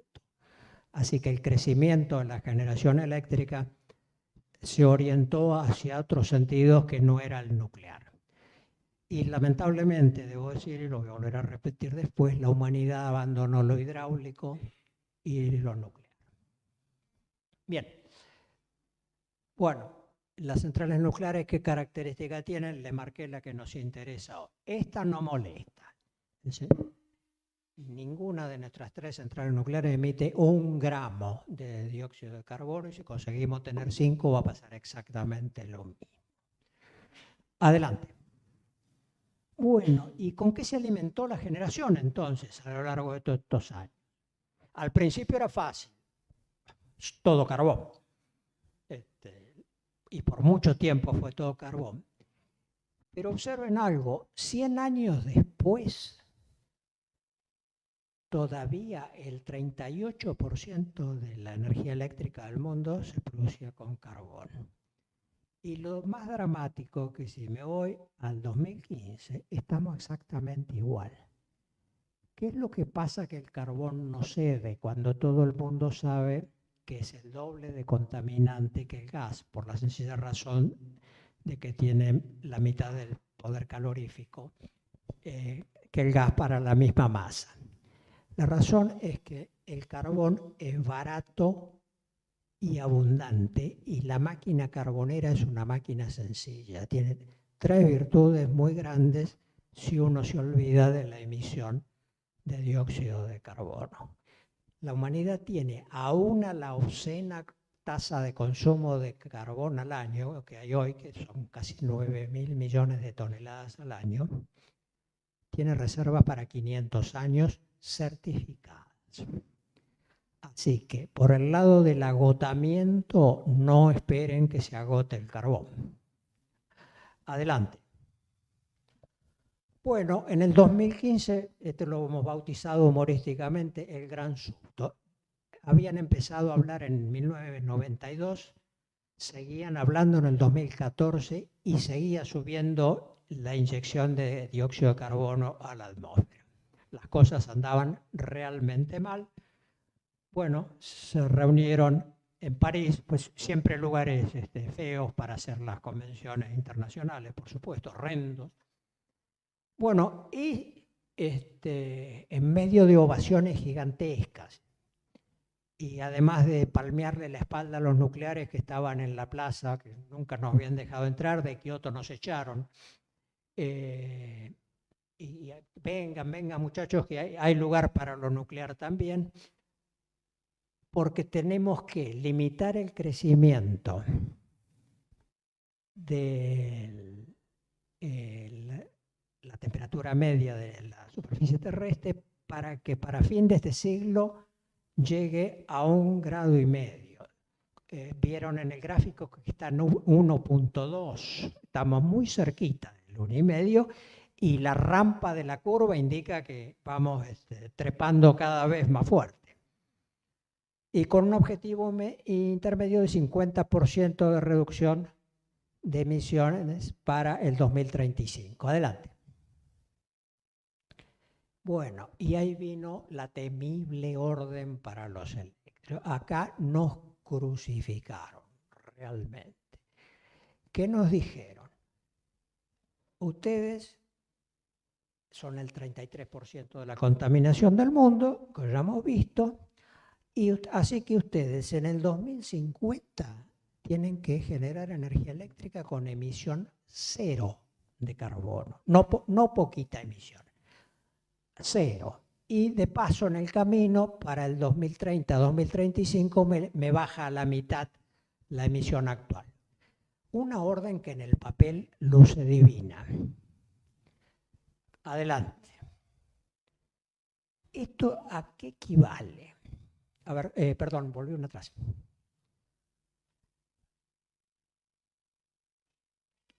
El catch 22 de esto está en la última parte de la frase, sin desatender el incremento de la demanda y abasteciendo nuevos usuarios como el transporte. Entonces, dice, primero, no se hagan los tontos, no me vayan a bajar la emisión disminuyendo la producción. Usted brinda un servicio público y tiene que abastecer toda la demanda que se le presente. Y segundo, como vamos a prohibir los autitos a nafta, por ejemplo, y van a ser a batería, cosa muy linda y muy elegante, pero los van a enchufar en su red. Así que se le viene encima un cliente gigantesco, que es el transporte. Bien, entonces se sentaron los eléctricos a hacer las cuentas, más o menos, y dijeron, bueno, entonces yo para el 2050 tengo que atender el aumento de la población normal, aún siendo optimista de que se estabilicen, no crecer más del 0,8. Que, bueno, China lo hizo, pero hay otras naciones que todavía están creciendo mucho en población. Segundo, la gente quiere cada vez más energía eléctrica. Tercero, estos nuevos clientes amenazantes que me acaban de presentar. el señor que para su BMW frente a la estación de carga eléctrica quiere enchufarlo y quiere energía. Y bueno, y lo último que hicieron, para no decir que eran todas en contra, inventaron un factor nuevo en el mercado, que es el social behavior, que queda muy elegante, lo que en síntesis quiere decir el tipo que consume mucho se va a apiadar de los demás y va a bajar voluntariamente el consumo, y lo tomaron en cuenta en la ecuación. ¿Qué vamos a hacer? El papel aguanta cualquier cosa. Y los del Instituto de Energía Internacional, con estos criterios y con el descuento del social behavior, pronosticaron que el 2050 iba a estar casi 120% arriba que en el 2015. Bien. Bueno, siguieron frente al papel, seguimos, y dijeron, bueno, ¿cómo se va a satisfacer esto? Bueno, miren, hagan una cosa, chicos. Vamos a hacer 50% de generación renovable en el 2050, 25% de hidroeléctrica, hasta acá vamos bien, todos limpios, y el resto limpio, un 25% de nuclear. Eso, para esa estimación, yo no hice la cuenta de los demás, porque cada industria sabe bien cómo hace las suyas, pero tengo claro que si el 25% es de esos teravatios hora del 2050 hay que proveerlos desde lo nuclear, el mundo va a tener que tener 1.200 centrales nucleares operativas, que es el triple de la flota actual. Y el punto intermedio del 2035, olvídense, 2035 es pasado mañana en términos de centrales. Con mucha suerte, las nucleares las hacemos en 8 y sabemos que tenemos problemas, de vez en cuando tardamos 25, y las represas son de larguísimo plazo de construcción, así que lo único rápido que hay es solar y eólica. Adelante. Buah, fantástico.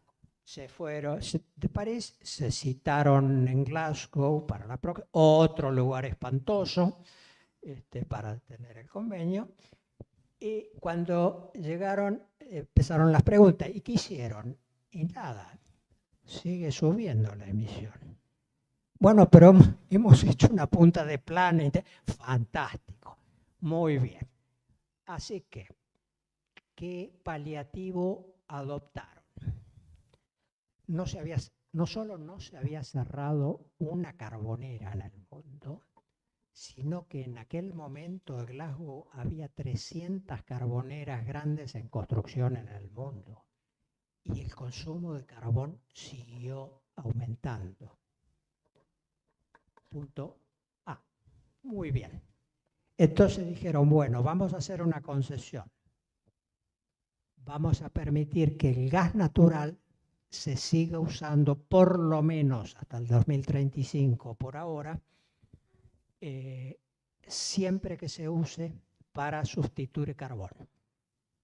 Así que se pueden hacer nuevos ciclos combinados siempre que sustituyan plantas carboneras. Muy bien. Y a nosotros nos dieron piedra libre. Hasta el 2050, por lo menos, construyan tantas nucleares como tengan ganas. Bien. Más líos. Ya se empezaron a armar líos grandes. Arabia Saudita ni apareció en Glasgow. Rusia tampoco. Y Australia, al frente de los carboneros, armó un escándalo también junto con la India.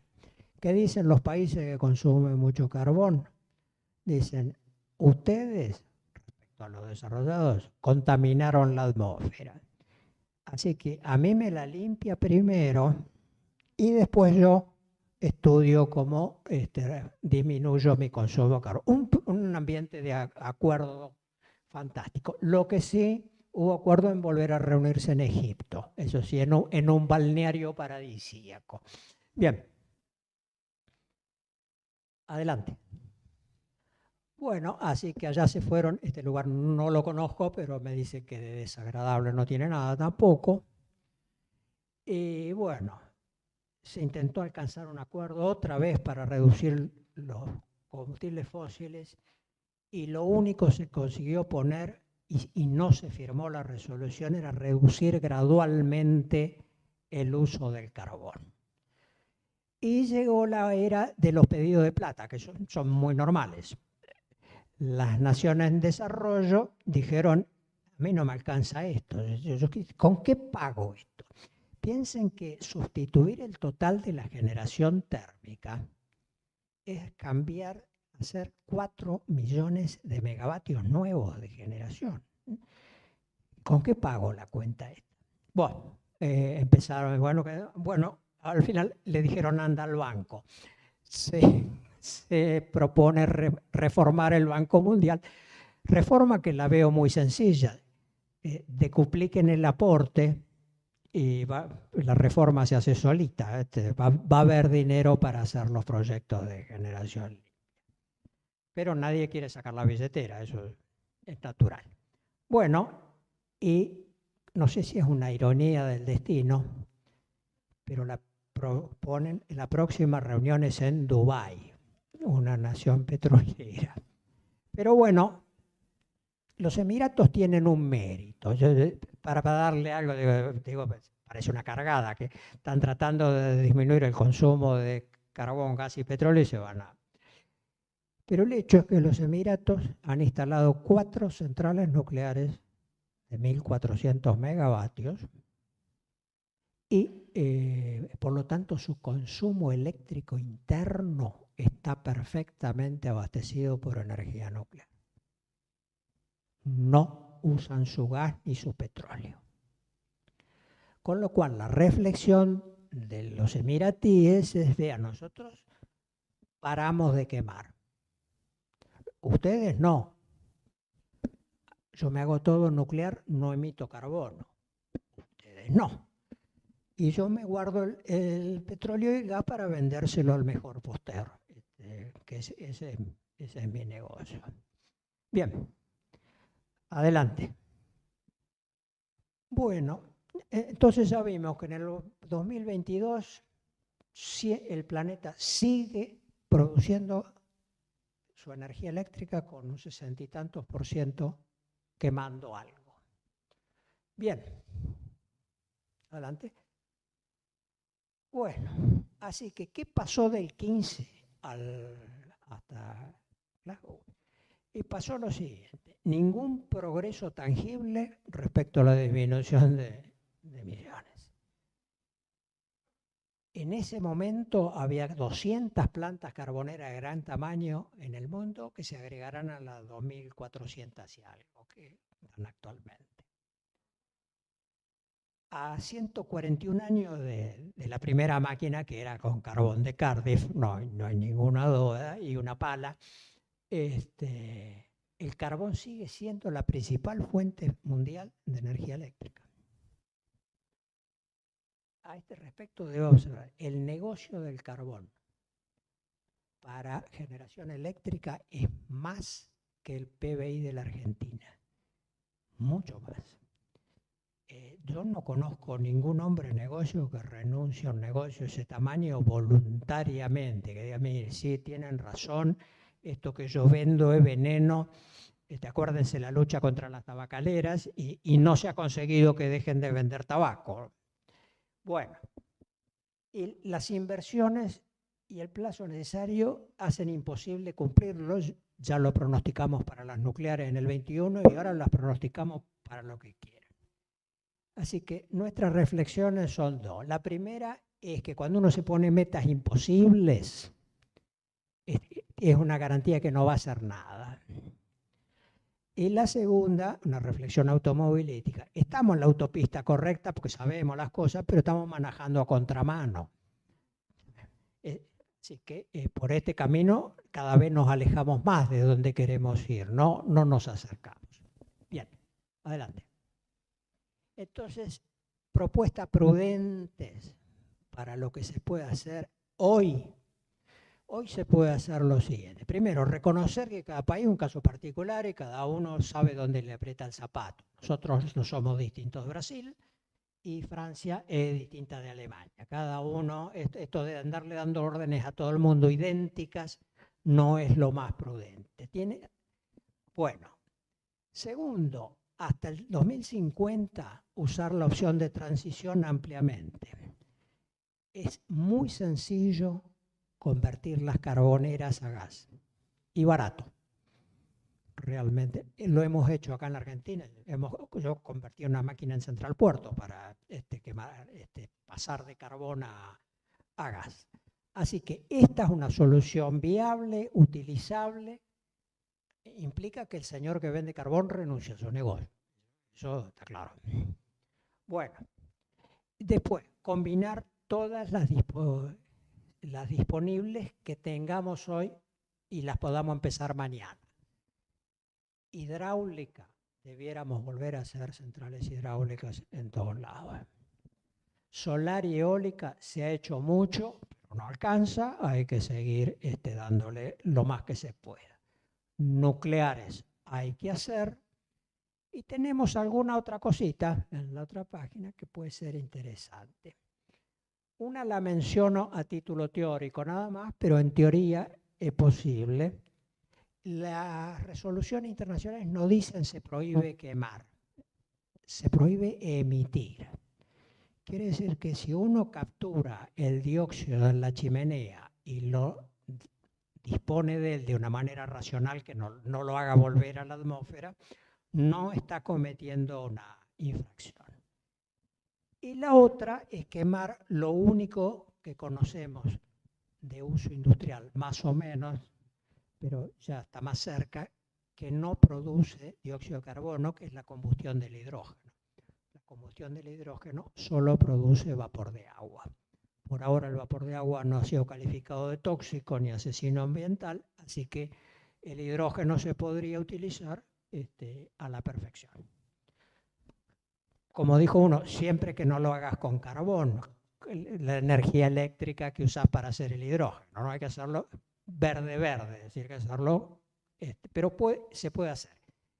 Y bueno, la fusión nuclear la pongo como una ilusión que tenemos, lleva 70 años esa ilusión, no va a llegar pasado mañana, eso seguro.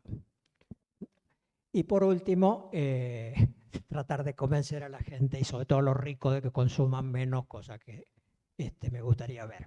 Pero bueno, es parte de la solución. Esto pueden hacer las naciones sin dejarse de embromar, ni reformar el Banco Mundial, ni pelearse unos con otros. Métanle por este camino.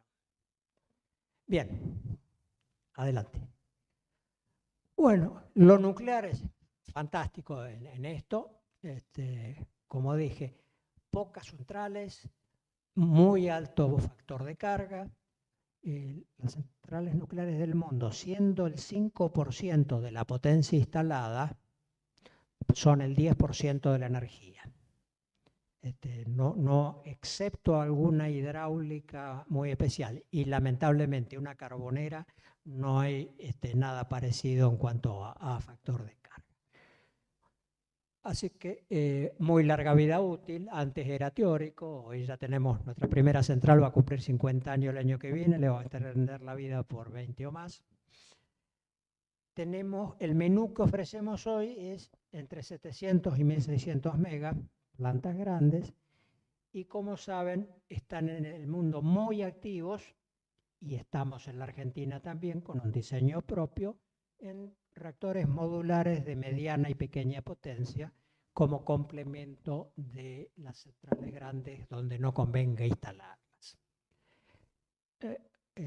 Yo no sabía que Rafael Grossi me iba a dedicar cosa que me emocionó, igual que lo del negro Godoy desde Viena, pero yo puse una frase de Grossi acá hace bastantes días. Rafael siempre dice, la energía nuclear no es parte del problema de la transición energética, es parte de la solución. Adelante.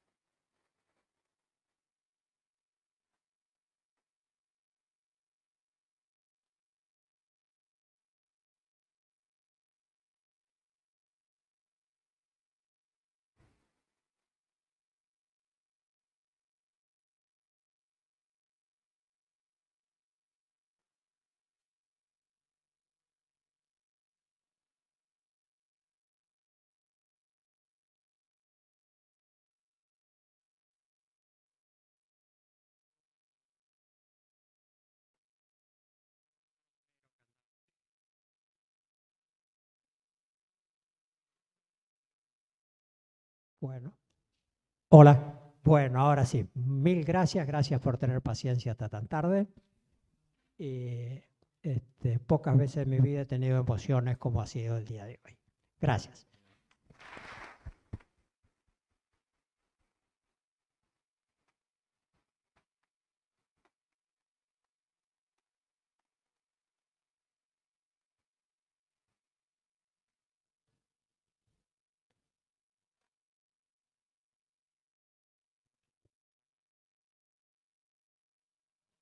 Cierro.